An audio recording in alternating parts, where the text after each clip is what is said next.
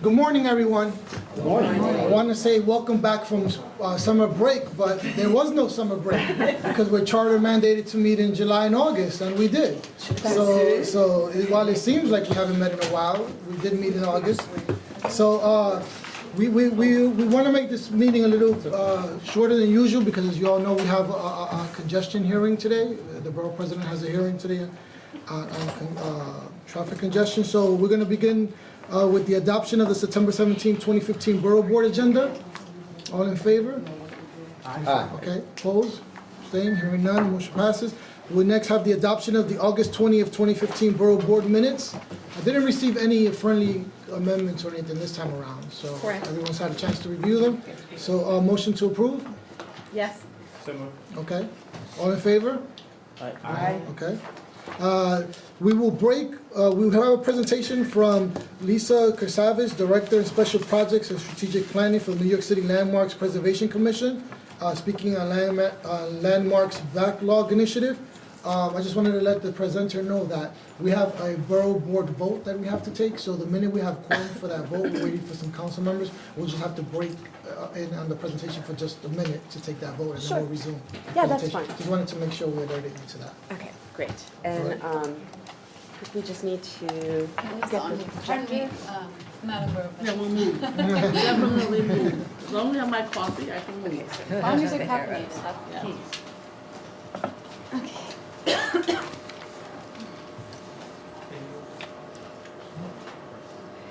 Is it warming up?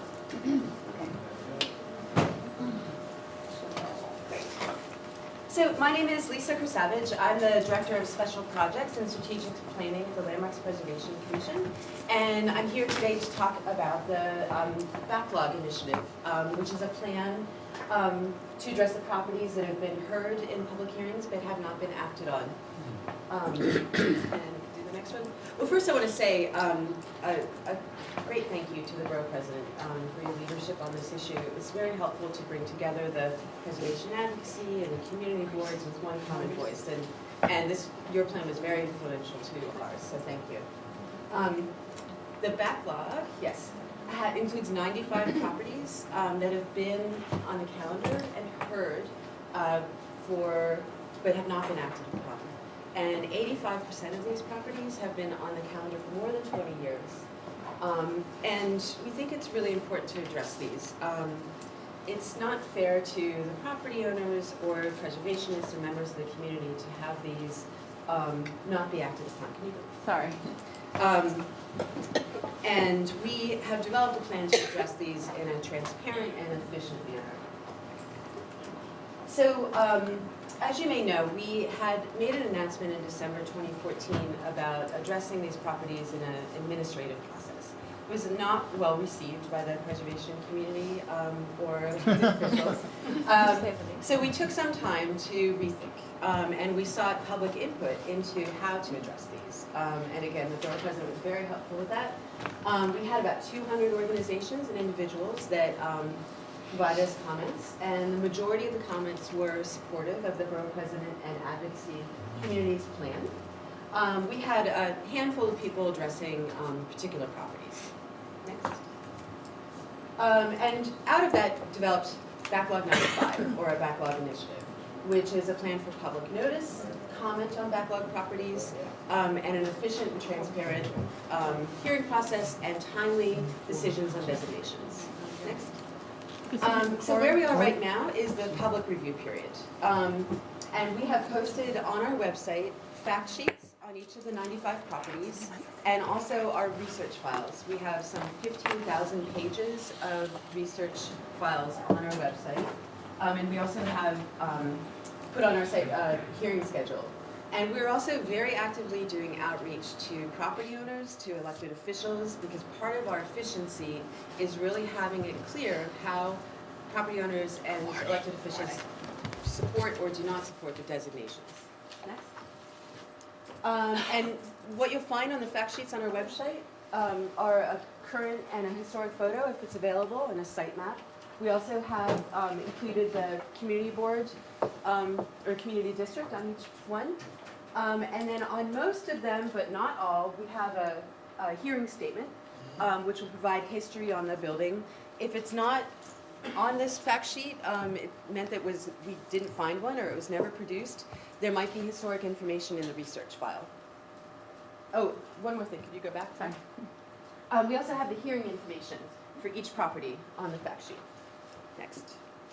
And on our website, there's the address is here, but you can also just go to our homepage and click on this button to get here. We have, again, the fact sheets and research files, and the properties are organized by the hearing schedule. And the hearings are going to be organized by borough and then community district. And these are going to be different than our normal hearings. These are backlog hearings, they're not designation hearings. So for those of you who've come to our designation hearings where we have a lengthy presentation on each building and testimony on each building, these will be quite different. As part of our efficiency, we are actually grouping properties, and each speaker will be given 3 minutes to address the whole group or individual properties. So the result of that is that we're really encouraging written submissions to be given to us in advance, so that we will then distribute to the commissioners, and so we can get through. It's unprecedented for us to have hearings on 95 properties, so this is just the way that we're going to be able to deal with this. And so the address or the email address for how you can submit the information is all on the fact sheets, it's all on our websites, but it will help us greatly to have that information in advance. So after these hearings, which are going to take place in October and November, the staff will summarize the hearing proceedings, all of the written statements we've gotten, provide that to the commissioners, and in January and February of 2016, the commissioners will make one of 3 decisions about each property. They will either prioritize designation, which means the property will stay on the calendar, but the research staff will do the research, and we'll seek to designate by the end of the calendar year, so by December 2016. They may vote to remove the property from the calendar by denying designation, and that will be based on merit. So we do have some properties that have been demolished or very altered, and those are examples of buildings that no longer have merit to be designated. The third option is to remove from the calendar by issuing a no action letter, and that is not based on merit. That is based on the priority of the agency, and it's an administrative process, and it wouldn't prejudice future designation of the building. So just our schedule. Our first hearing is October 8th, and then the 2 Manhattan hearings are November 5th and 12th. And again, you can find all of that hearing information on our website. The Friday before each hearing will list the times on our website. And again, we'll have the public meetings January and February, and seek to have this backlog addressed by December 2016, with the designations happening by then. And with that, I'm happy to answer any questions that you might have.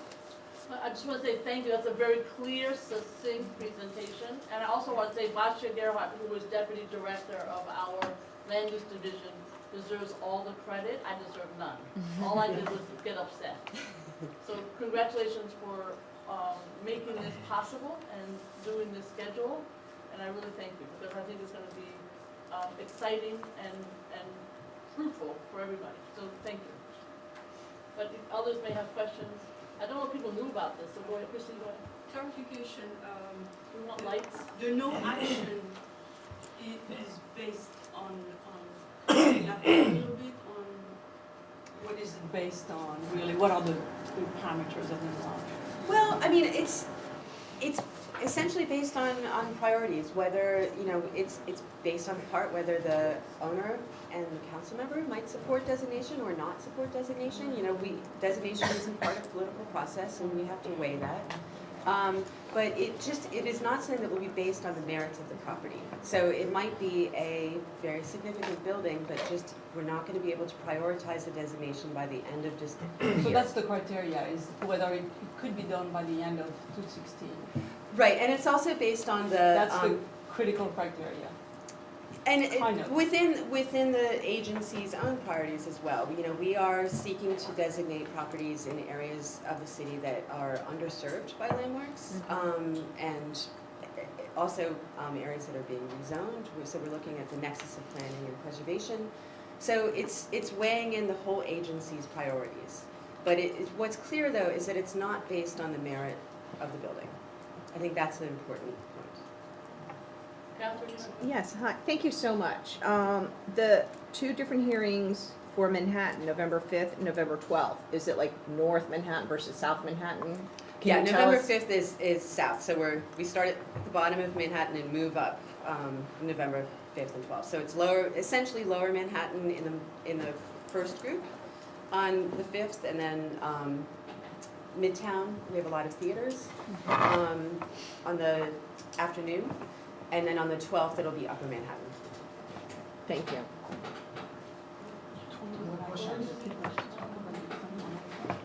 Any other questions? All right, so, yes, go ahead. So the Introduce hearings being yourself. held in the normal hearing space, which is very limited and small, because there'll be large groups attending this theoretically. They will be held there. We've been able to accommodate large groups in the past. You know, part of the reason we're asking for people to register in advance is so we know how many people are coming and how we can time the hearings. But they will be there. Any other questions?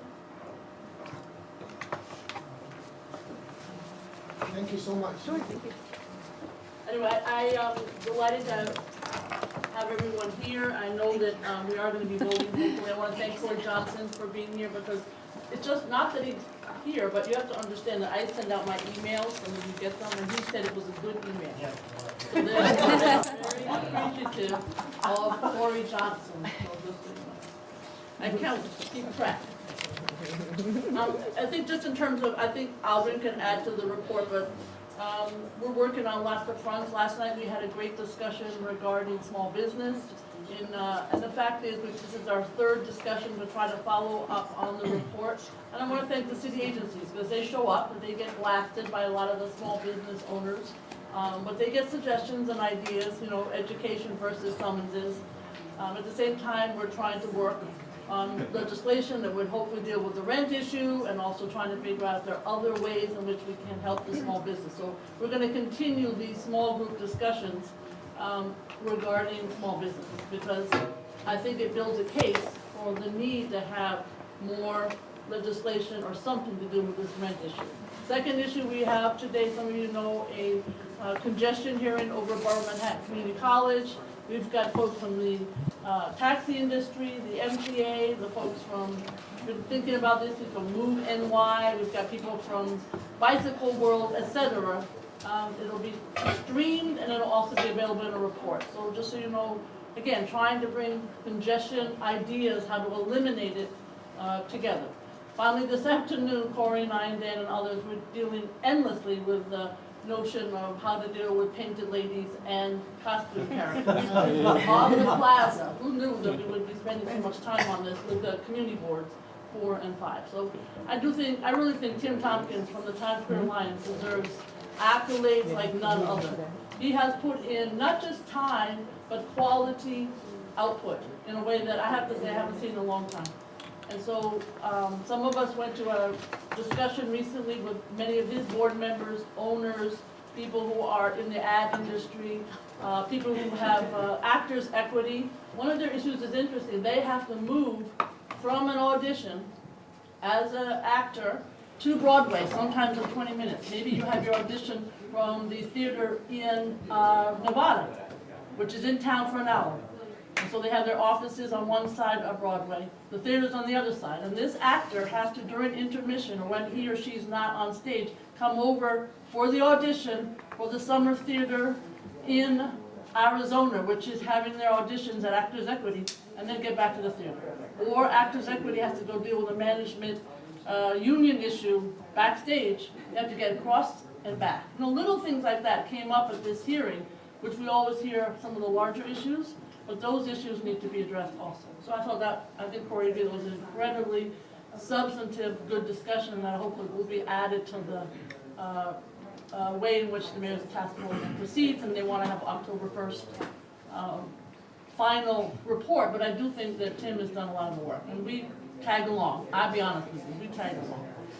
And then just finally, I want to say that thanks to many people, particularly Deputy Borough President Alderman Bonilla, we are working hard on the community boards in general, and we're trying to continue the kind of, to back you up in the work that you're doing with different kinds of trainings and so on. And I want to thank you for being here because it does make a big difference. I want to thank the agencies who try to work with them. That's my short report. I think you should also know, and some of you know Community Board 11, that Matthew Washington, who just walked in, is going to be joining us as the second Deputy Borough President. Alvin Bonilla is the first Deputy Borough President, and Matthew Washington. All of this work really is thanks to Alderman Bonilla in terms of figuring out how to best work. You can laugh a little bit, because we're also working with the CECs, and I hope the community boards work with them even more, because the issue with the school boards, as I call them, but they're the community education councils. Make sure they're part of your discussions, because we're trying to work with them in terms of building their capacity. They have unbelievable challenges trying to get the mayor's vision and everybody's vision to improve the schools. Alvin has included them in all of our trainings and so on, but to be honest with you, they could use your support. And I know that there are a lot of I know that Board 7, Helen Rosenthal, I'm sure Corey does the same work a lot with school issues. They're endless. But you need to have them, and even the superintendents need to be more part of your district service cabinets. I know that may not be your direct responsibility, but the schools need help. I don't know how else to say it. Either they're overcrowded because they're so great, or they don't have enough, they have other issues. The list is so long, you really don't want to go through it in terms of the schools. So that's quick, and thank you very much, and I really appreciate it. Yes, Catherine? Thank you so much. I just have a quick question. With the Community Assistance Unit, which community boards are part of, I was speaking with Commissioner Carrion. I bumped into him last week, and I understand our current representative is gone, but the other boroughs have at least 2 community assistance units, so I was wondering if you could advocate that not only do they replace the current one, but at least get a second one like the other, like I will do. I have said so in the past, and I will say much. so in the future. Thank you, Alvin. Thank you, Alvin Bonilla. Yeah, the only thing to add to that is this Sunday is the 46th anniversary of the African American Day Parade, and our office will be marching with a whole contingent of people. It's very special for us this year as well, because we're going to be marching in celebration of 46 heroes and sheroes of Harlem who have passed in the last 46 years since the birth of the parade. And we'll be having their names beautifully with placards and everything. So that's going to be very beautiful for us. Another thing is, I don't know if it's because of the play Hamilton or not, but we convened a kind of what people thought was a constitutional convention here to change bylaws in the middle of August, and it was crazy. We had like 96 people here from community boards, all talking about bylaws. Who knew that bylaws were so interesting? From what's an executive session to what the definition of is, or even quorum is. So it was just amazing. We're gonna convene. We're trying to work out in terms of how to convene a borough-wide committee to deal with the bylaws issue. I know there's been committees formed of 2 different community boards around shared interests. This will be a committee around 12 community boards around a borough shared interest. So we're working out to make it consistent with the charter so that we could come up with best practices around bylaws. So it's weird to get excited about that, but at least 96 people were in the middle of summer, and it was a really great conversation around that. So next, again, we're waiting to, the minute we get quorum for the EDC vote, we'll go into it. We're gonna start with the chair's reports, but I know Matthew Washington has his hand up. Yeah, go ahead, but I was thinking maybe that the council members should go first. Yeah, go ahead. Matthew, you had a question? Oh, yes, Question I just wanted to thank the Borough President for the opportunity to work for you and work with the team here at the Borough President's office. I look forward to serving the Borough of Manhattan. I'm excited that I'm still gonna be able to come to these meetings, and I wanted everyone to meet Diane Collier, who is the current Vice Chair of Community Board 11, who will become the Chair of Community Board 11 once I step down. So Diane is going to be a great partner with you all, and I'm extremely honored to work for the Borough President and to work with an amazing team that she has here. So thank you all. Thank you. Welcome, Diane, also. Thank you. So Corey Johnson, do you want to give a report? And we're still waiting, so sorry about that. Sure. It's good to see everyone. I think Gail mentioned there's a meeting that Community Board 5 and Vicky, I believe, are participating in today at the mayor's office on Times Square, and I'm sure we'll report back next month on how things go on that. There's a hearing coming up, I believe it's the beginning of next week, that 4 committees in the council are having jointly related to the issue of K2 that we've been seeing all over the city and especially in Manhattan. There's legislation that the speaker has, as well as Councilmember Garodnick, to be able to crack down on the sale of K2, and we know it's had a really devastating impact on our neighborhoods and especially homeless individuals and folks struggling with substance abuse issues. So I chair the Health Committee, and we're participating in that to see what the city can actually do. There's an article yesterday, Preet Bharara, the U.S. Attorney, I believe, they indicted 10 people with the sale of 250,000 packets of K2, and they seized it all over the past weekend, so that's good. Other than that, it was a busy summer, and I'm really grateful that the community boards work year-round, and I'm sure other folks have things to say, so I look forward to working with you all as well. Thanks. Councilmember Rosenthal? Sure, I'd love to tell you guys about some legislation I'm working on that could affect you, and I would really appreciate feedback from everyone. And that is about how to make civic participation more open for people with disabilities.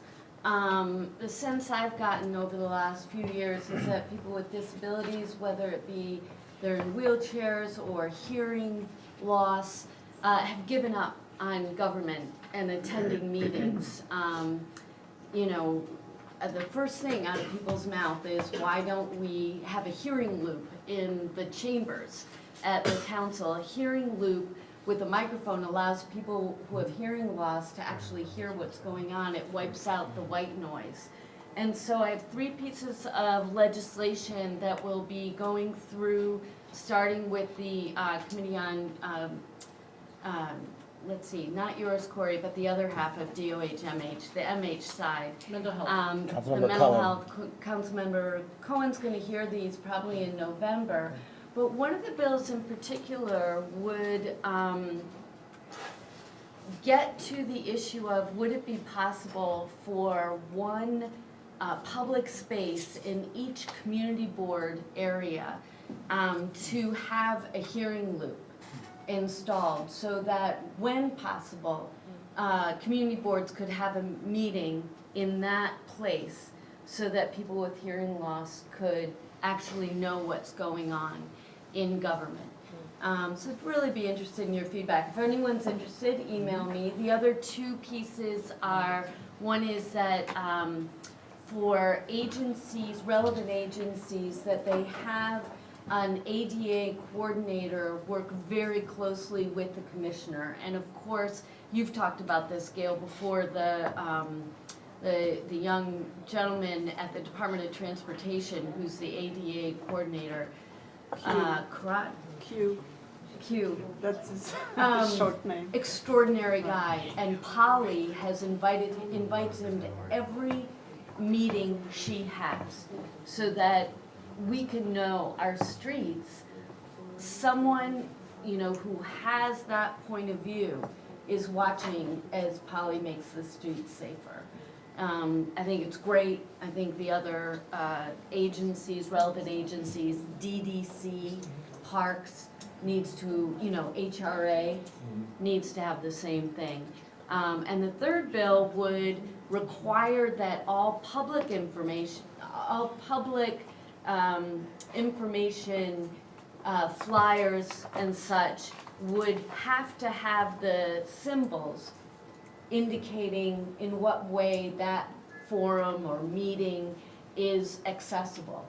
So if it was hearing looped, it would have a T-coil symbol. If it was accessible for people in wheelchairs, it would have that symbol.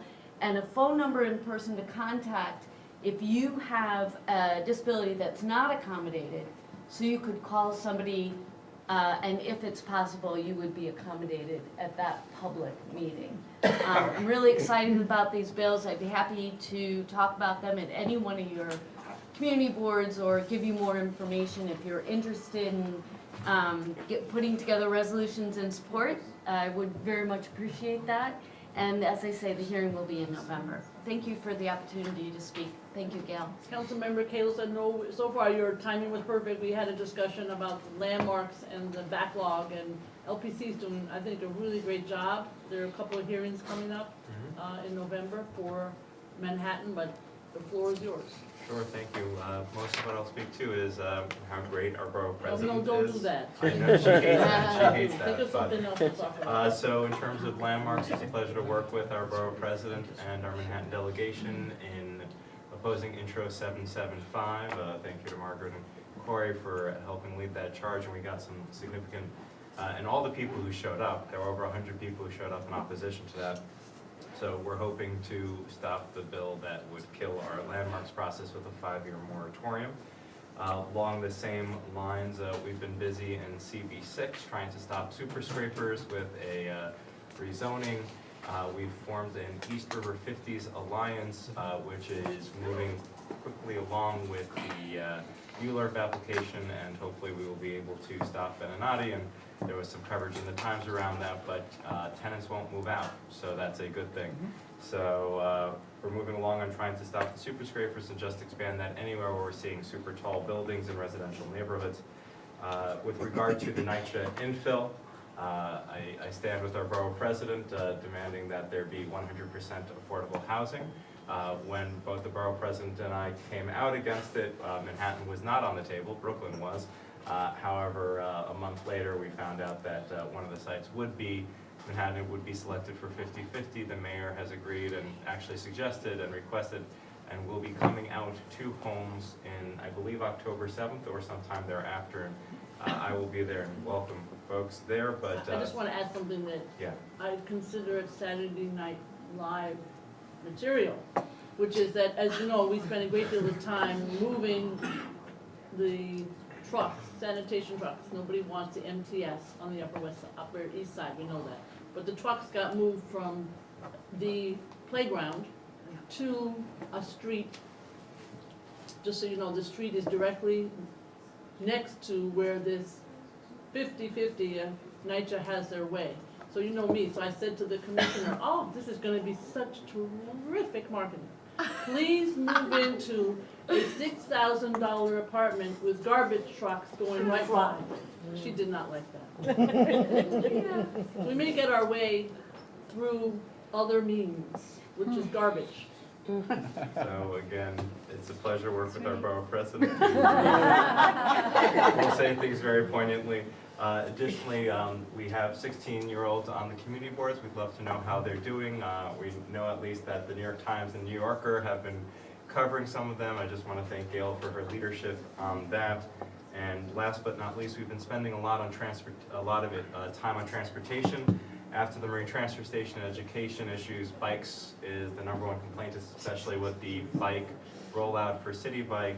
And what we've been doing is commercial bike safety classes for all the restaurants, because if you order delivery, they're delivering. DOT will give out vests, bells, and lights. We're also doing comprehensive education. We negotiated with City Bike. Anyone getting a City Bike in my district can come to my class for a City Bike safety class, and in exchange for that, they'll either get a free day pass or a free month on their annual membership, making them even safer. And also before September 30th, if you go to citybikenyc.com/Kalos, you get $25 off. And we've also increased enforcement in my district by 53% year to date. And we also have decreased collisions between bikes and pedestrians by 18% in the past year to date. So it's something AM New York editorialized on it. I'm happy to help anyone roll it out in their parts of the city. But what it comes down to is just the community saying, we actually want more bike summonses. And then the precinct being empowered to do so. And it depends on your district. Each district is different, and districts want different crimes enforced. Margaret Chin, thank you very much. Margaret said, I'll see you in the morning. Just for you, Gail. I know, It's I gonna thought be a very- I know it's a busy day for the Busy city day, council. yeah. And so It's a we're crazy waiting day. for Councilmember Mendez. Is that what we're doing? I think she's on her way. So go ahead, Margaret, just a little report. Okay, well, Lower Manhattan is always exciting. We just commemorated the 14th anniversary of 9/11 down here. But I think that with all the rebuilding effort that's going on, especially in Lower Manhattan, we still need schools. I mean, we just opened up. Catherine and I were at the new Peckslip School. Gail stopped by, and we were there welcoming new students. Fabulous. I mean, they really did a fantastic job with the post office that was there in Peckslip, and I mean, the new construction is just amazing. Hopefully, we can get more of that. But once that school is open, it's full. So we need to work on another one. And it's been a pleasure working with Gail. We've been together, with what's going on in the Seaport. I know that you probably saw it in the news that they're bringing this famous chef down there, and hopefully they want to get the tin building fixed. But we're still concerned about what's going on there, especially saving the Seaport Museum. We had a really good meeting yesterday with the Department of Cultural Affairs Commissioner, and we also had some good news about the police museum down there, that they are working together with the police department to fully utilize that building. So hopefully the repair will happen as quickly as possible. So the building will be shared by the museum and the police department. So that was something new. And one of the big issues that I've been working on is preserving and building affordable housing. So we're still fighting against these bad landlords who are buying up these old tenement buildings. The first thing they do is trying to evict tenants, doing illegal construction. So I've been working with advocacy groups and really organizing the tenant. It's really back to one-on-one organizing to fight back these landlords. And we're really making strides on that. And of course, Bobby Sackman from Live On New York, we did a taping on the importance of senior housing in New York City. So we asked you to take a look at the Manhattan Neighborhood Network. It's online. I mean, they showed it twice, and last night was the second showing. She was on there, and also Susan Wright from AIA, talking about universal design, how senior housing can be constructed.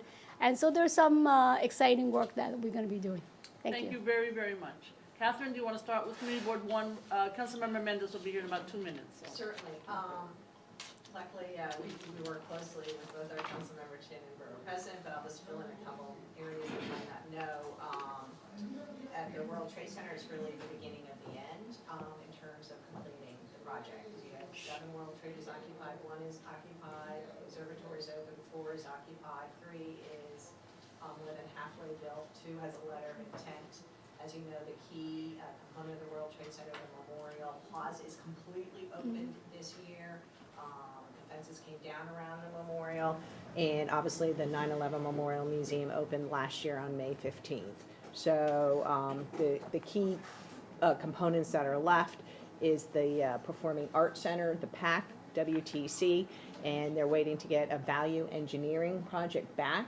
And the community is advocating for a seamless transition. So if they get approval to go forward, that would be really good. That location's at Site 1B, which is at the temporary path station, which is right between Tower 1 and Tower 2, next to Tower 7. And the Liberty Park, which is a rooftop garden, a public space available above the Vehicular Security Center. They're progressing on that, and that's really important because it has a pedestrian passageway above Route 9A, which you'll probably remember from before. And The construction on the church has already begun. There's a area we don't know, it's a round area next to the church. That could be a possible location for the Peace Sphere, the Koenig Sphere to come back, which was originally at the memorial, which is currently at the Battery. And then behind it is Site 5, and we don't know what exactly will happen at Site 5. Item number 2 is tonight there's an LMDC hearing, and that would really only impact community boards 1, 2, and 3. I know Toby's going to be there. I know Councilmember Chin is probably going to be there. So the Lower Manhattan Development Corporation is winding down as the World Trade Center site is winding down as well. You have a quorum? I can stop. I will pause so you can take your quorum. Today we're having an official hearing and vote on the lease of property at 455 First Avenue, the 6th and 7th floors, to Aaron Diamond AIDS Research Center. And this is an entity that has done groundbreaking AIDS research work since 1988, has been in this space since 1991, I believe. We're proud to have them in Manhattan. The world is a better place for them. They've done pioneering AIDS research. We hope they will continue to do so until they put themselves out of business, and then we'll hopefully move on to something else. Pursuant to the charter, the borough board, the mayor cannot give the property to EDC in order to assign it to Aaron Diamond without borough board approval, pursuant to section 384B of the charter. That's the resolution in front of you today. The Manhattan council members and the chair of Community Board 6, where the premises is, will be voting. Does anyone at the table have anything they'd like to say or any questions? Oh, the lease will step up to, I believe, $45 a square foot for a total of $1.8 million. It's for the 6th and 7th floors. Anyone have any comments or questions? Any members of the public have anything they wish to say? How long I is wish the I lease? could vote yes on it. Thank you, Matthew. How long is the lease for? The new lease, the lease extension. I think it's up to 20 years, right? 20 years. Yep. 20 years. Anything else? Alden, are you calling the roll? You want to officially read the resolution again, or no? No, everyone has the resolution in front of them, right? Yes. And received it about a week Memorized it. ago? Yes. Okay, great. Okay, so we'll go into a roll call vote now. Borough President Brewer, I vote aye, thank you. Councilmember Chin, I vote aye. Councilmember Mendez, I vote aye. Councilmember Johnson, Aye. Councilmember Garatnik, Councilmember Kalos, Aye. Councilmember Rosenthal, Aye. Councilmember Levine, Aye. Speaker Mark Viverito, Aye. Councilmember Dickens, Councilmember Rodriguez, Chair Sandro Sherrod. Community Board 6 is extremely proud to have this in the district, and I emphatically vote aye. Thank you very much. Motion passes. Thank you. Thank you all for making the effort to be here. I really appreciate it. I know it's a lot of busy day at the city council. Thank you very much. So if the council members, we heard, you want to finish, Catherine? I didn't know if you Yes. finished. Go ahead. I just want to make sure. Okay. So I just also want to remind you that Community Board 1 is, still very supportive of the renewal of the passage of the James Zadroga Act bill down in Washington, D.C. And we can't forget the people that responded and helped, make downtown the success that it is today. On another note, it was very busy on Sandy recovery and resiliency, and both the borough president and the council member were there earlier, earlier for the announcement of $100 million by the city, which is really important, from Montgomery Street all the way down to the Battery Maritime Bridge. This is not enough money, but we also learned that there is a phase 2 that the city has gotten to on something called the Natural Disaster Relief Competition, or NDRC. So they had their first hearing last Thursday night at Southbridge Community Board 1. Did a preliminary testifying at it. We're going to get a presentation by Dan Zarelli on Monday September 21st at the Planning Committee. And there are 4 components to it. Only one of the 4 is actually in Community Board 1. That will be the one component that we will support, which is the roughly $220 million. Again, that will only be applied from Montgomery Street, which is outside of Community Board 1, north of Brooklyn Bridge, down to the Brooklyn Battery building. We're concerned, if you read the 96-page document and the 1,500-page appendix, Tribeca is not in this zone at all, and neither is Battery Park City. So people can say, well, Battery Park City was not impacted. That is wrong. They were impacted. They were just less impacted compared to the rest of Lower Manhattan of Community Board 1. And also in Tribeca, I'd like to remind people that one person drowned in a parking lot. So there's still gaps in the plan for, the big U. The U portion is in Community Board 1, and there's still big gaps there. But we are supporting wholeheartedly that portion in CB1. And just because, but it's up to other folks to make sure that we get it. Thank you. Community Board 2? Yeah, I like to keep everything down to one thing, but last month I talked at length about what I think is really a #1 priority for Community Board 2 right now, which is the preservation of Elizabeth Street Garden as a public park, making it into Which a public one? park. Say it again. Elizabeth Street Garden, which is currently a privately leased space that's used for public access, but we would like to see it be a public park. I'm not going to go into detail on that again, although it's a very high priority for us. There's something I'd like to just chat about, which I think that every once in a while, the community board can be very frustrating, but every once in a while you look back and you see, well, we failed there and we succeeded there. And there's one in particular happening right now because there's 2 structures, both of which are public structures, that are being built kind of simultaneously in Community Board 2. And in both cases, we fought hard on them. And one we succeeded and one we failed. And the one we succeeded was a salt shed that is on West Street and Canal, right on the border between 1 and 2. And it ended up being a fabulous building.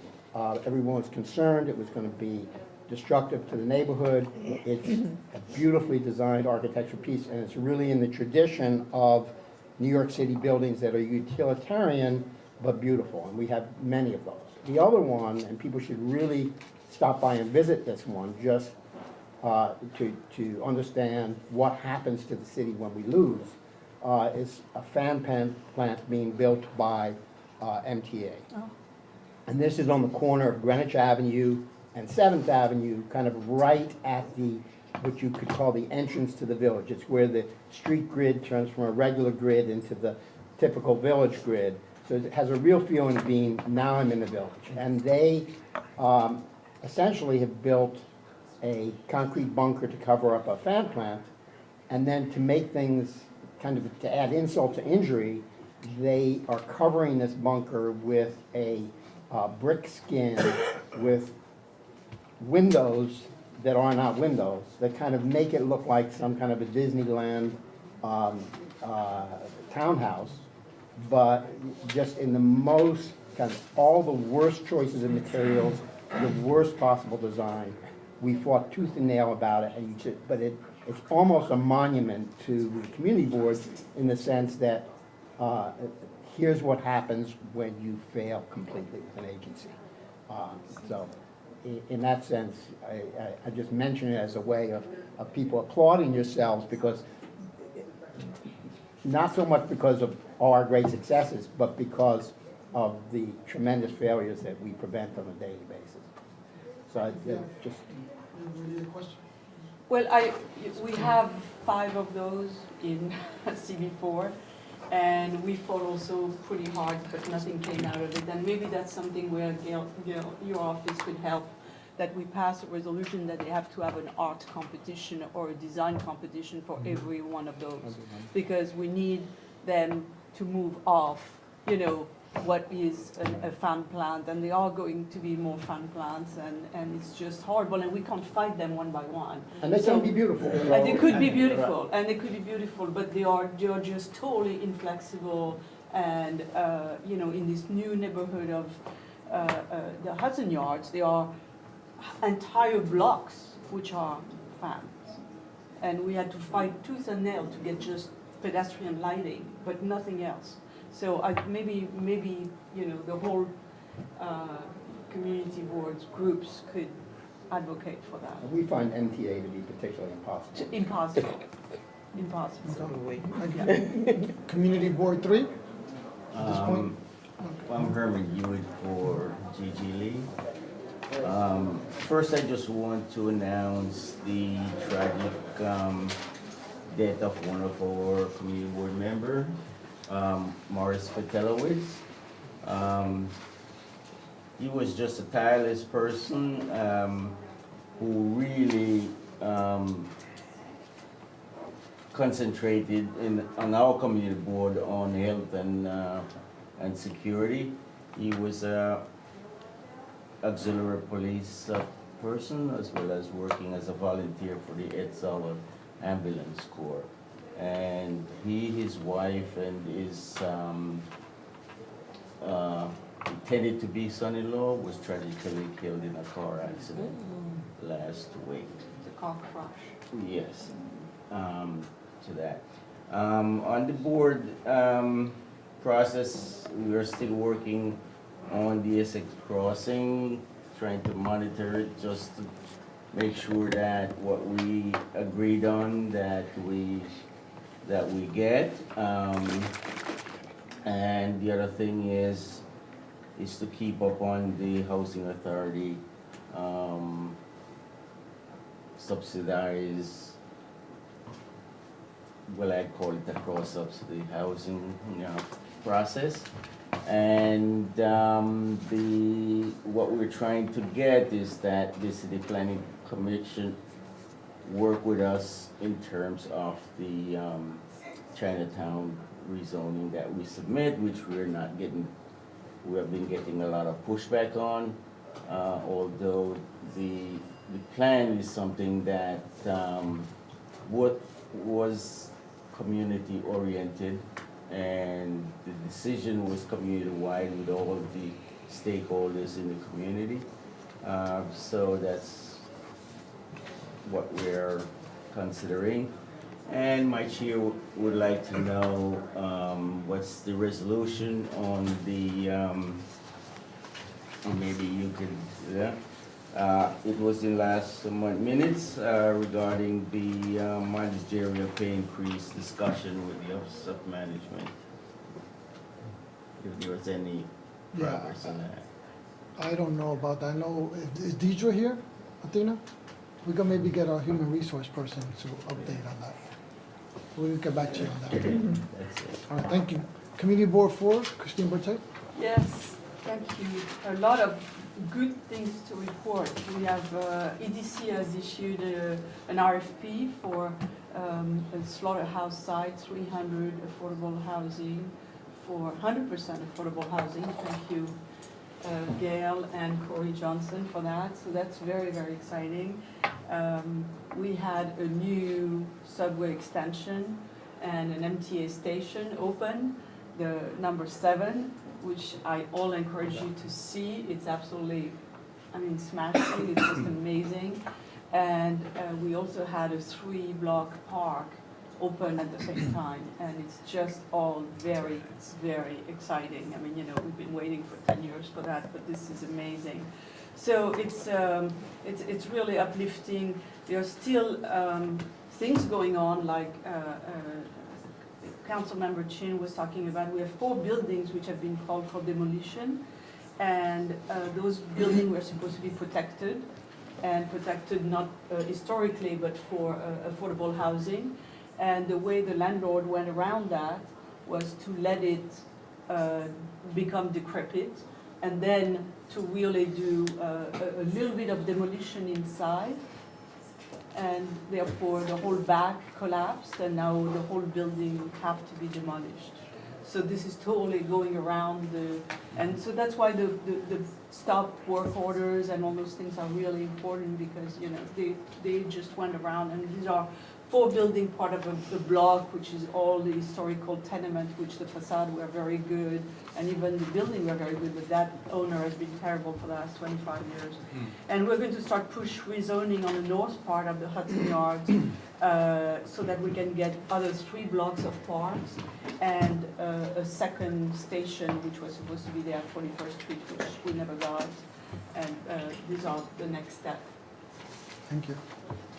Community Board 5, Vicky Borough. Sure. I'll try and be very quick. I have to go to that 11 o'clock meeting on the bare-breasted women, so very excited.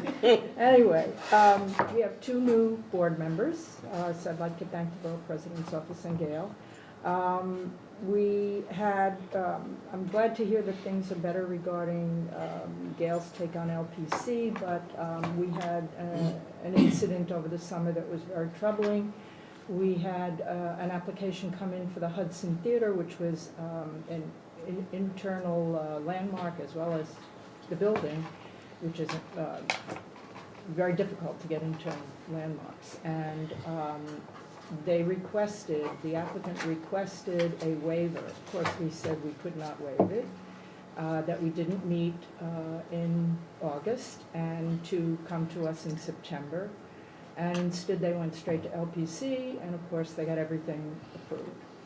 So we learned what the problems were at our last meeting, which was last week, and at the committee level and then the full board. Very, very, very concerned over what they're doing, and so we wrote a letter to Gail, who's going to help us, but this is just one more problem that we all have all too frequently with LPC, on deadline and adhering to the fact that the community board should be weighing in on so many of these issues, how important they are. We, just so that you know, we received not an application, but a presentation by Samusa and Deco having to do with bus shelters that they wanted to place on 5th Avenue. And we have a longstanding position that this is a visual corridor, that this is to be protected along with Park Avenue in Board 5. And so the bid in that area voted unanimously against the bus shelters, as did we. And we've since found out that there will be 15 of them placed on 5th Avenue. The request was also for Madison, but the 15 will go on to 5th Avenue. So if any of you see bus shelters on 5th Avenue, we had, unfortunately, nothing to do with influencing that decision, but there will be bus shelters on 5th Avenue. We put out a statement in support of the Bid Association's position on street vending, which there are a couple of issues that I'd like to eventually bring to the Borough Board, because I think it not only involves Board 5, and the Bid Association has requested, having heard that there may be something before the council on raising the cap on the number of vendors. And what we did was support their position, which was to say that there really needs to be a study done, much more information. The position that we're supporting did not get into details. It simply said that this could be problematic, and here are the following reasons why. And there should be, before anything is done, there should be a lot more study done on this and work to get into it before that decision is made by the council. So I think that that's an issue that really, I know there are other boards that have problems with street vending. And the Bid Association, as you all know, has really been vocal on this. Dan Biederman in particular, over the years, I think it's since, I think 6 years ago is when he really started to discuss the problem. So once we put that in shape and get it going, if you don't mind, I'd like to bring it to the Borough Board. I'll talk to Gail about it, and if any of you are interested in jumping on that, it'd be very helpful, okay? It's a good position. You know, we looked at it, I think. Yeah. Good, It's a good. good middle ground position. Right. It Yeah, doesn't- it is. Doesn't That impose as anything. well. Right, negative. exactly, because there were some people that were concerned about the numbers, and I said, we don't get into that right now. Right. So, okay, wonderful. Let's see, there was another one that was brought to us, which is quite unusual, but I think it might be something that other boards might be interested in as well. We had some people from, particularly from the Bronx, because this is where it took place, and that is Hart Island on the Bronx, in the Bronx, is what some people used to refer to years ago as Potter's Field. And we had a number of people come to us pleading to support that Hart Island, which is presently under the corrections agency, made into a park because it has been, it's disgraceful the way it's been handled. It was only this year that people who were in some way connected with those people who passed that were unidentified, or what's the other word they use? They're unidentified people that were buried on Hart Island. And now that it's open to the families and the loved ones, it's still under the corrections agency, and it's very difficult. You can only go once a month. The conditions are horrible. It was described at our board meeting. It was pretty awful. So we passed a resolution that Hart Island should be, and this was passed by Community Board 10 in the Bronx as well. Aaron Ruben Diaz is promoting this quite strongly, to have it turned into and under the Parks Department. So I thought also, even though this is not Community Board 5, it came to us, we thought it was a really good cause and a good case to be made, and I think that it would be very helpful if other boards as well want, at least show their support. So once we do that, I'll bring it to Gail and see if there's any interest on the part of other boards, okay? Also very quickly, Vornado, some of you who've been in Midtown may have seen that 33rd Street is closed from 7th Avenue halfway to 8th Avenue. It's a new public plaza it's a pilot program for a new public plaza, and it's done by Vornado. I think it's wonderful. They also did some work on 32nd Street, which is problematic. That's going to be changed. For instance, they put out benches, and the benches are, of course, with no separations in them, so we wind up with a lot of homeless problems, and we've had some complaints. However, that's all going to be removed on 32nd, and 32nd is not closed to traffic, but 33rd is. We've had wonderful feedback from the public. There are movie nights, there are all kinds of entertainment things going on. For those of you who are in Midtown, you might want to take a walk through. It's a very short area, and as you all know, there are a lot of questions with pedestrian plazas, how they operate, who operates them, who maintains them, and so on. But in case you see that, it's going away because it was a pilot program, but hopefully it will be reinstated once it goes through all the city processes to become a public plaza. It's been a couple of months, right?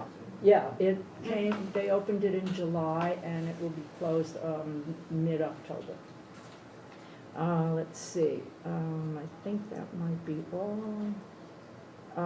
With the exception, of course, that we are on, I'm the representative for CB5 on the Times Square Task Force, which should be very interesting. And we have our first meeting today.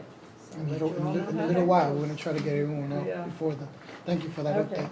Community Board 6, Sandra? So I'd also like to point out that longtime board member Genevieve Severa, who I think a lot of people, at least at the Borough President's office, knew, died last week, unfortunately. She was instrumental in advocating for senior issues and making the east side of Manhattan more livable for seniors. So it's a shame that she is no longer with us. On the 8th of October, the East Side Coastal Resiliency Project Area 2 community presentation, so the design team's actually going to be presenting the findings of the workshops that we've been holding over the summer. So we've been looking closely at how to make 14th Street to 23rd Street more impervious to tidal flooding, and how we can actually make it more accessible at the same time. So we've actually had some very good feedback from the community, especially around East Midtown Plaza, Waterside, Peter Cooper Village, Stuyvesant Town, and also Project Area 1, which is Board 3. So I'm really looking forward to seeing how the design team actually has gelled all those concepts, and I invite everyone to join us. So it's probably going to be at Washington Irving High School. I don't know if we actually have confirmed that yet, but it's going to be the 8th of October, so we'll send around some information on that. Been working closely with Councilmember Mendez and Councilmember Garodnik, and actually trying to improve the safety and some of the conditions in Midtown around the 30th Street Men's Shelter, and recently also a little further west to Main Chance, and been working with Ward 5 actually to try to figure out ways to make the area safer at night, more accessible. And I know that you spoke about this before, but I just wanted to thank the borough president as well as the 2 council members and Board 5 to actually working to try to make this joint area between Board 5 and Board 6 a little bit more hospitable to the residents and the businesses there. Since no one else has mentioned it, I'll mention real quickly that there is an Affordable New York Housing Legacy Museum of the City of New York symposium on the 17th of this month. Oh, you're going to mention? Okay, sorry. It's tonight. Yes, yes. Oh, that's right. Tonight's the 17th. Sorry, I've lost track. And it's tonight, the symposium, that's right. And I think there's going to be, the exhibit's actually going to be open until the end of September. And it showcases affordable housing and certain developments like Peter Cooper Village and Stuyvesant in our district. And we're very happy to co-sponsor it. I think several other boards are. I apologize if I took one of your items. I did want to thank the Borough President's Office. I attended the bylaws meeting over the summer, and I actually thought it was very informative. As a result of that, we had some discussions on our board, and it did seem that we needed to have a little bit more of a training session on conflict of interest and open meetings law than we've had in the past. So I think I mentioned that previously, but I'd love to figure out a way to help work on that, either with the board, the Borough President's Office, through the board, or another way. Actually, I should point out, this is my, I have 46 days left as chair of Board 6. I'm term limited. It looks like our next chair will be Rick Eggers, who I think many of you have met. He's been coming to a couple of the meetings over the last few months, so he should be no stranger. He's wonderful. So although we haven't had our elections yet, the nominations are now closed, and he's the only nominee. So probably he's going to win. And I'll leave it at that. Thank you very much. Thank you. I'll turn to Council. Vicky, don't leave, because I just want to say something real quickly. Okay. So I wanted to go after my board so I don't repeat stuff. But something that you mentioned is raising a big alarm for me, which is what I perceive as this mayoral administration completely bypassing community boards on several things. So recently, this year, they bypassed Community Board 5 and my office and Corey's office when they decided to give street permits. Recently, they bypassed Community Board 3 and my office when they decided to put a police tower in Tompkins Square Park, where we've had police riots before over the homeless. And had anyone in the administration asked us, we would have said that's not a good idea. And I got flooded with calls from irate people in the community. And I was afraid that we would have another riot. Interestingly, it was in August, back in the 1980s when that happened. So it seemed like everything was right to have a recurrence of that. And I don't understand what happened with the DOT, with the shelters, the bus shelters. Someone called me, because a couple of them are in my district, most of them in Dan's. I never got another return call. Whoever was representing the vendor, the lobbyist, called me. And I was on vacation. We said we would meet when we got back. Never heard again. I thought this was something that might come to the council. I'm not quite sure what the process is. But, you know, the community board is against it. Others are against it. And either a process was bypassed or they just don't give a shit. And I don't like that. You know, I try to work very closely with my community boards. All of you who are here doing this volunteer. There are issues you know much better than me because I'm not in the street every day. So I consult with my board. And there is in the charter a process where the board has to vote on certain things, and in several times it's been bypassed. So I'm not really happy about this, and I want to work with the borough president. I want to work with all the representatives who are here, because this can't continue to happen. Okay, this can't continue to happen.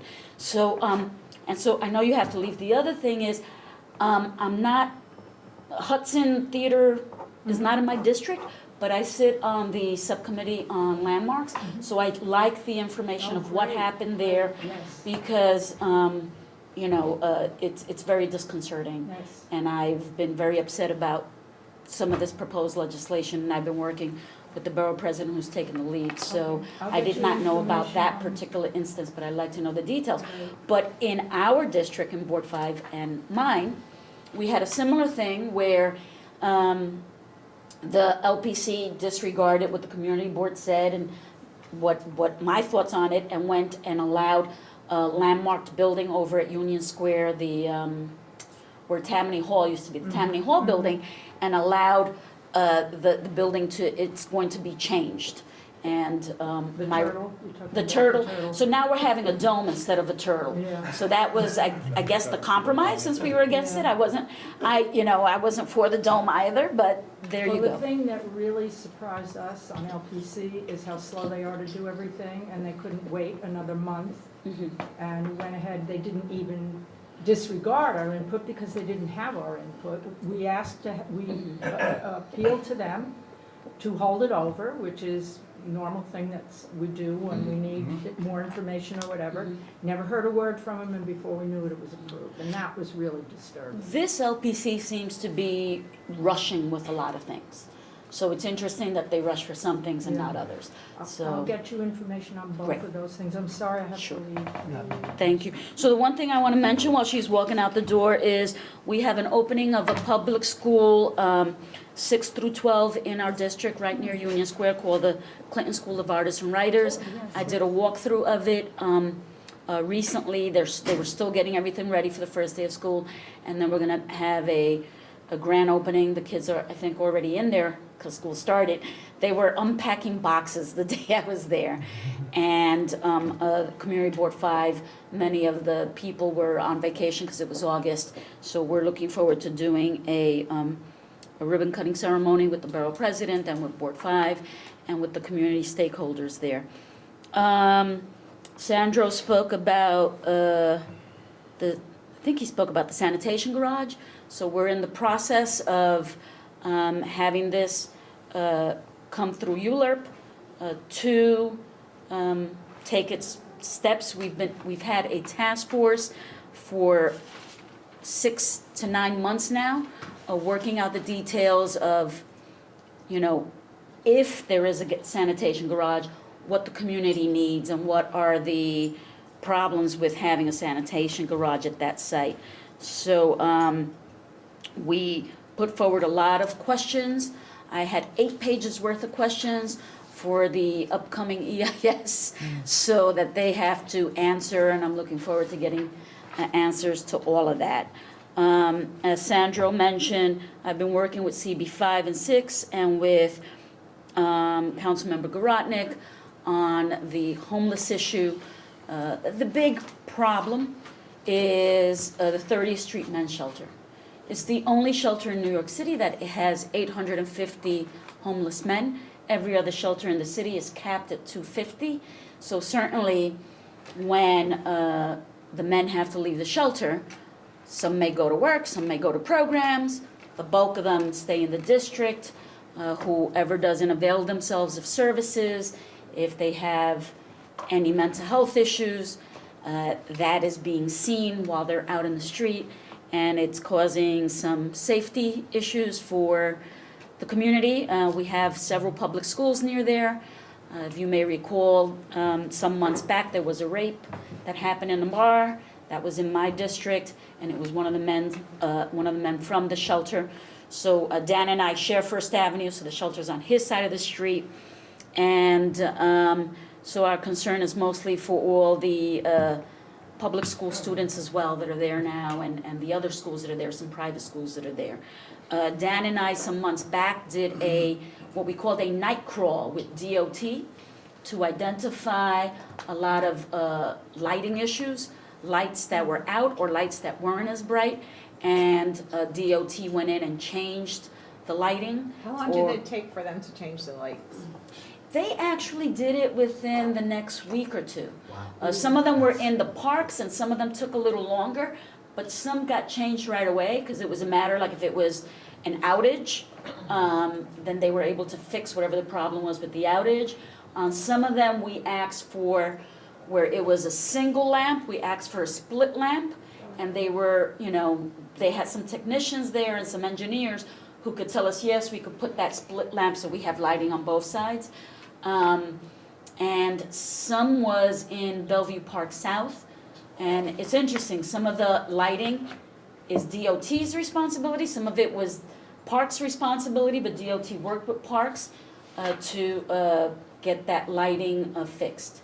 So this night crawl happened, it was pre-budget, so I don't know if it was April, May, I think it was more like May. And It was every hot. single light We was were then wearing fixed? shorts that day, so I I'm think- sorry, we have light out. I need to go back. That have been still burnt out over a year, so. Okay, from May, so let's say it was April, May that we did the walkthrough. I will go back with my staff and double check, but at least the ones in my district were all fixed. I will double check, but the ones on Dan's district was like right next to mine, and as far as I know, they were all fixed, but I will just double check and make sure for one, and I will have someone get back to you, okay, on that. That's good, sounds great. Okay, Good idea. and I think maybe they were, DOT was very responsive because of that rape. They didn't want another incidence, and so wherever there wasn't enough lighting, they wanted to make sure they got to it right away. So, but, however we can help you with your one-year problem, we certainly like to be of assistance and give you the information. So in Community Board 3, I've been working with the board, and now I'm working with HPD on a problem as a result of our Lower East Side East Village rezoning from 2008 created an inclusionary housing bonus. And you think this would be a good thing, and we were all proud when we got it, and we pushed for it, that if you're gonna build, you can get a bonus if you build affordable housing, permanent affordable housing. Well, there is a twist to that. As it was written, it also allows, if there is renovations of an existing building to remain permanently affordable, you get your bonus.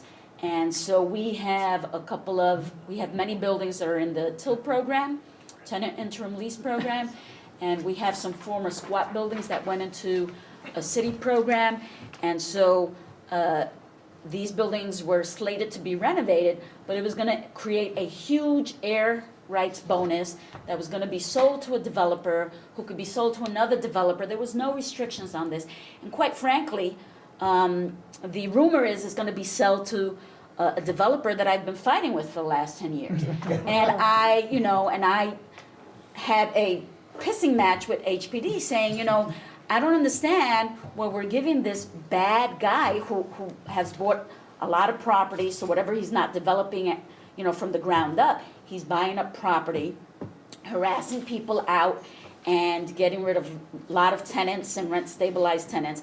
And I said, I don't think we should be rewarding him by giving him an air bonus. So, I think, the project as conceived was first 5 different buildings from different city programs, but the 2 squat buildings were in imminent danger of foreclosure. So the city decided to move forward with that in a way that I would not have to vote on this in the city council. And so this air bonus that the developer is fixing, he's going to sell to the egregious developer, I believe. We won't know until the sale happens. If they get all their ducks in a row. But as a result of this, I got HPD to come to the table to do what I'm asking for as an RFQ. They do RFPs for building managers, and they have good building managers and developers that they've worked with that get on a list, that get fast-tracked to work with HPD on certain buildings. And I said, look, we create the air rights in the city, so we should have an RFQ. And if you qualify and you have a good background in this city and you're not in any litigation, then you can be allowed to get these air rights. So I have an upcoming meeting with HPD coming up this week or next week on that. And hopefully, I think, hopefully we can get forward with setting a standard so that those of us who want to create affordable housing in our districts won't inadvertently be aiding and abetting these bad developers by creating air rights and having out-of-scale buildings and having developers speculate to bring buildings together and switch and put those air rights there and demolish the existing buildings. So, that's something I think, since this is going to be possibly a bigger issue, that we should explore and make sure there are no unintended consequences with the zoning and quality, the rezoning for housing and quality, whatever it's called, the mayor's proposed rezoning. There you go, that one. To make sure there's no unintended consequences in there, as has happened with our rezoning. Working with Community Board 2 and the Greenwich Village Society for Historic Preservation, we have proposed a University Place rezoning, and we have been informed by the chair of DCP that they will not move forward on that rezoning. I just had a meeting with a DCP to tell them I'm not happy and to propose, and I gave all these reasons why they should move forward with rezoning. So we are going back to the table to look at some issues that I raised, and I have a follow-up meeting early next week with DCP, so hopefully they will rethink their decision on this or maybe tweak it a little bit. And two last things. Astor Place reconstruction is going on. There's a lot of proposed bus changes, and there was bus layovers. So I have a meeting with DOT just to review what's going on, because I think we may be causing more problems after the reconstruction with changing where these bus stops and these bus layovers are going to be. I'm also working, and I'm going to bring this issue up to Community Board 3, but I'm working with the Greenwich Village Society for Historic Preservation to restore the Jewish Theater Walk of Fame, which used to be in front of Katz on the street, and the actors' blocks that are there are getting worn and torn, and we want to restore it. So we will need to go to DOT for that, and so that's it. Thank you. Sorry to be so lengthy, but For those of you who- some of it crossed over to the other boards, I think. So. For those of you who don't know, council members, district covers how many, like 4 I community boards? cover 4 community boards. The only person who has more than me is the borough president. She has 12. And she knows every single one of the appointments across all 4 boards. Community Board 7, do you have a rep for? Elizabeth Caputo was called away for a last minute meeting. In terms of their updates, they wanted to let everyone know that the Community Board 7 borough-wide business-to-business networking session will be held Thursday, October 22nd at the New York Historical Society, and they want to hear from any community boards that want to join their business-to-business efforts. Also, they're interested in the bylaws meeting. Chair Caputo attended the August bylaws meeting, as well as Catherine McVeigh-Hughes attended, and some others, and they want to be able to appoint people to that borough-wide committee. The West End Transportation Study results will be discussed next Thursday, and they have ongoing budget priority discussions at the Community Board September and October. So now we'll turn to Community Board 8. Hi, Debbie Teitelbaum. I'm second vice chair sitting in for Jim Kleins. So I just want to add on to Ben Kalish talked about city bikes. City bikes are on the Upper East Side, seem to be a success because the board members see them full in the morning and empty in the afternoon. So the public is using them, and we've gotten good feedback on that. A new issue that the community board wants to tackle is that AM New York came out with a study that the Upper East Side has the most sidewalk sheds in the city, and apparently a lot of them are left up for years after projects are completed. So Jim was telling me that he wants to have joint public safety and environment sanitation committees work with Department of Buildings on at least removing those structures for the projects that are completed. and taking it from there and seeing what we could do to help clean up the city in And that I'd way. like to work with you because we have a major problem with sidewalks. It's a Fantastic. community board one as well. Perfect, thank you. And also, just, I really enjoyed this meeting. I'm going to take all your notes back to the various committee chairs and share that information with them. We also emailed extensive minutes too, which will capture a lot of what was discussed. Perfect, thank you. Community Board 9? Yes. Hi, good morning, everyone. So just a couple of quick things. We're hosting a DOT. They're making public sessions to make a change on Broadway between 135th and 153rd Street. So we are having another one upcoming with the intent of possibly taking away one lane and making some changes for that. We're also working in TCCS. As many of you know, the previous principal passed away under some terrible circumstances, and so now they have a new interim principal, so we're working with them. There's also a possibility of co-location that was brought to them at the end of last year, so we are working to possibly see if they're able to get a better facility, better building. TCCS is the Teachers Community School. Teachers College Community School. They were a part of the community-based agreement that was formed with Columbia. So that's an ongoing situation, and we're trying our best to help them out as much as possible. There was a recent fire at 3333 Broadway, 135th Street and Broadway, and I'm bringing it up because there's a very strong tenant association within that building, and they were very helpful in getting the tenants that are affected access to resources and help and stuff like that. But we also provided assistance, and that was done through our CERT team. And what we are looking to do is really develop our CERT team. So we would like to work with the borough president in terms of being able to blanket our community board district in terms of getting the word out in terms of developing our CERT team, and see how well that can be done between OEM and the board president's office in terms of providing assistance. I think is very helpful.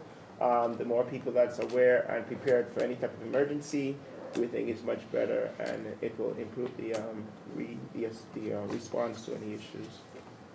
Of course, everyone knows that Columbia is doing a lot of building in our district, and some of these buildings are being completed. The first one on 126th and Broadway is nearing completion, and they're also going to be starting up the second one right now on 127th as well. So that's ongoing. Our district manager have reached out to your office, but just wanted to put a plug in the air. We still need 3 appointments from some previous folks that left because of various issues. And we also have another discussion with DOT on extending SBS, the Select Bus Services. They currently run from 11 and stop over at 125th and Lennox. So looking to see if it might be extended all the way over to Amsterdam. Thank you. Thank you. Community Board 10? Community Board 11? Well, Matthew had already introduced me again, Diane Collier.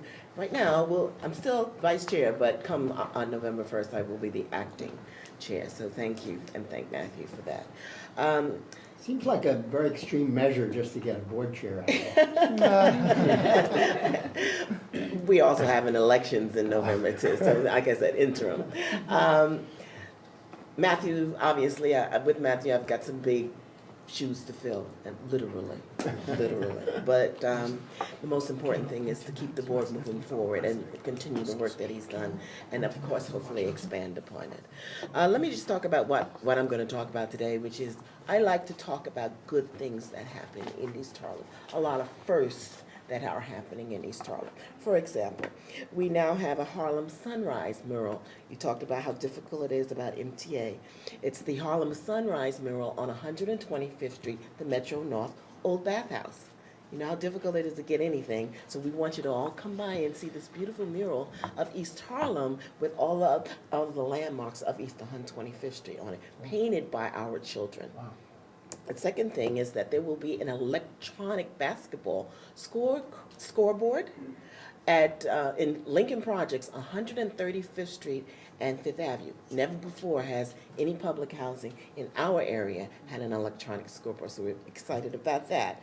We are also going to have a large 3D snowflake come Christmas time at 106th Street and Lexington Avenue, right in the heart of El Barrio.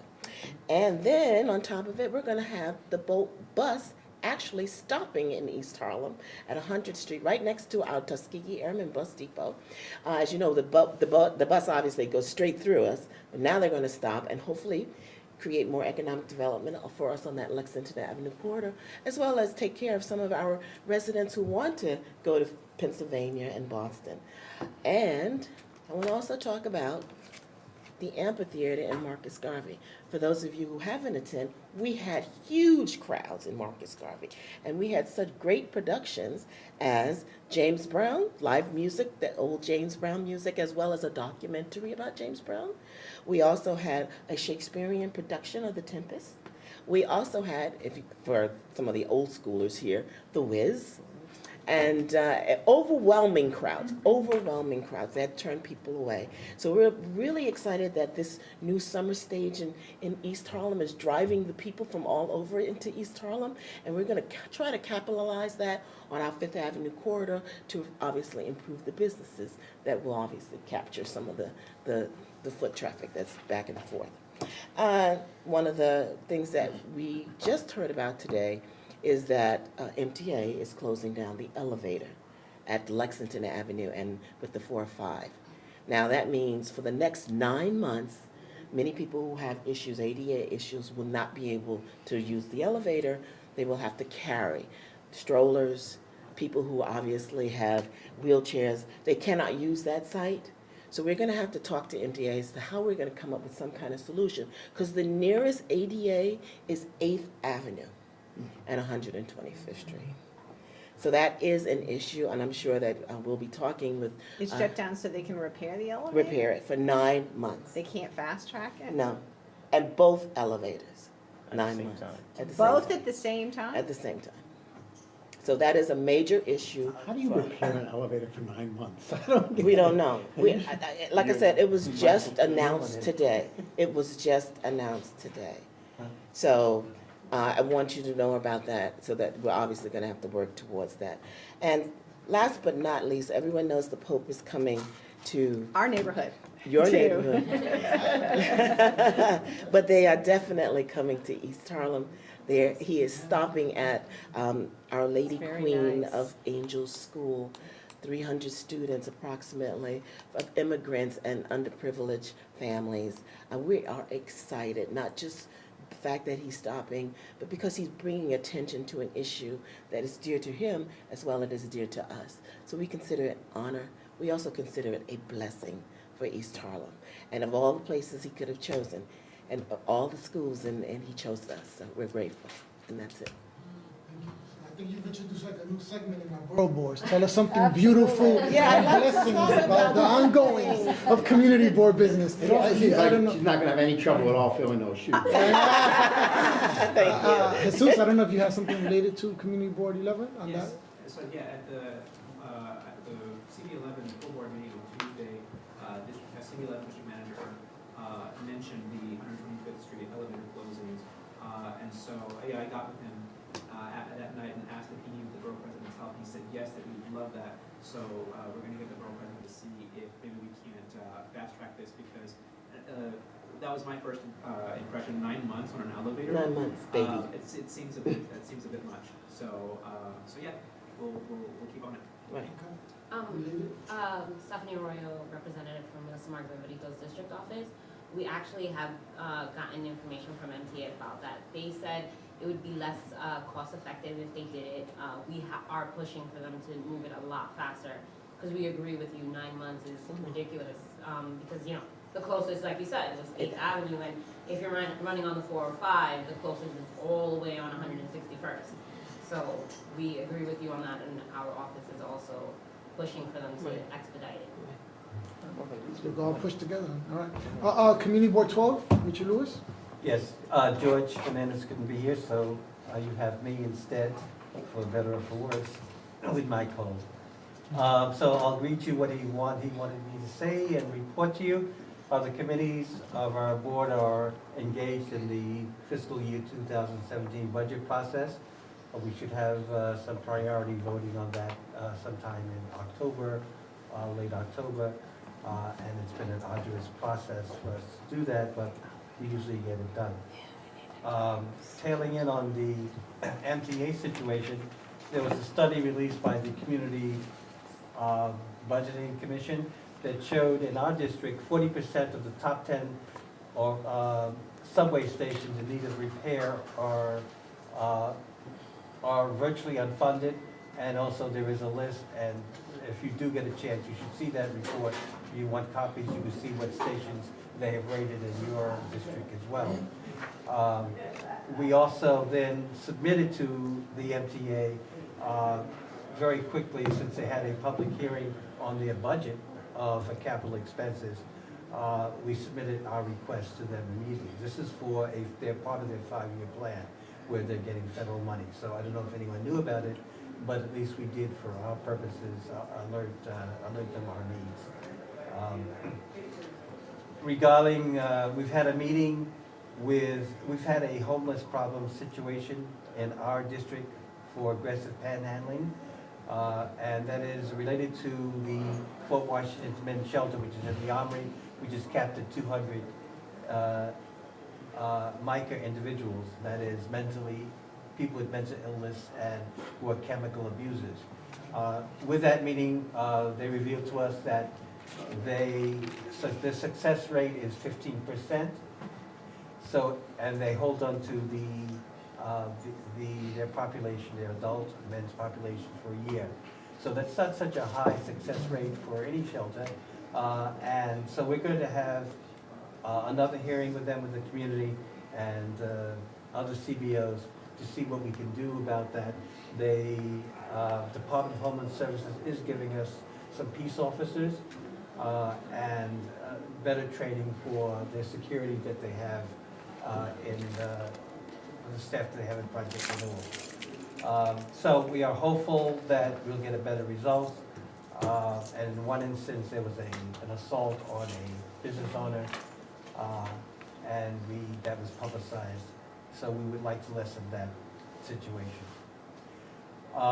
We testified at the City Council against Intro 775. I think Community Boards 2 and 7 also were there.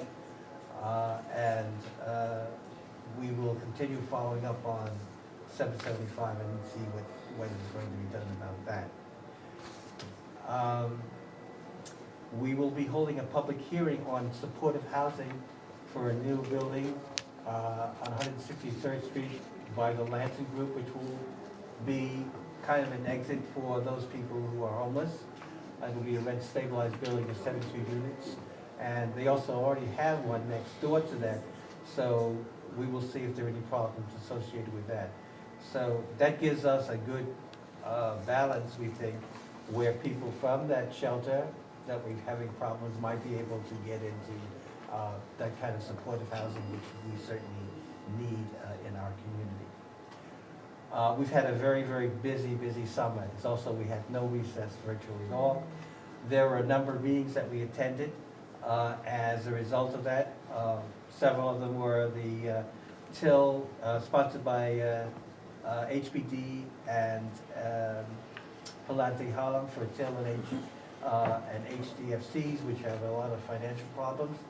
They offered some changes in the program that they're going to do in terms of mortgages so that they can take care of a lot of the repairs that they do have.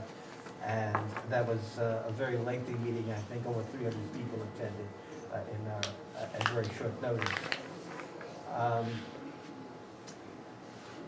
We also testified at the PSC, presented a telecommunications plan for the whole of New York State. There were some major areas and assumptions about telecommunications in our city, and we attempted to address it. I think someone from the Borough President's office also may have released a testimony on that, testified on that. In addition to that, Scott Springer's office also testified as well, and Councilman Ben Kalos and Great Lake. pointed out many errors in the report. I think there will be another hearing when they produce a second report in terms of plans and what they like to do in telecommunications. This involves, of course, FiOS, wireless, and a whole array of rates and changes that are in the jurisdiction of PSC. I believe that is everything that I've covered. We have one vacancy on our board, which needs to be filled, and George will talk to you more about that. All right, thank you. I have a vacancy on board 3. So. And obviously, we will have a vacancy. Didn't think about that. Didn't think about that. Thank you. I know a lot of council members and community board members have already joined Gail Brewer at BMCC for the congestion hearing that just started, so that's why many people had to exit early. So can I have motion to adjourn if there's no further business? Yes. Second. And I know hearing no objections. Yeah. we adjourn. Thank you so much. Thank you. Okay. Yeah, So Toby, we're I aware know of I that. wanna see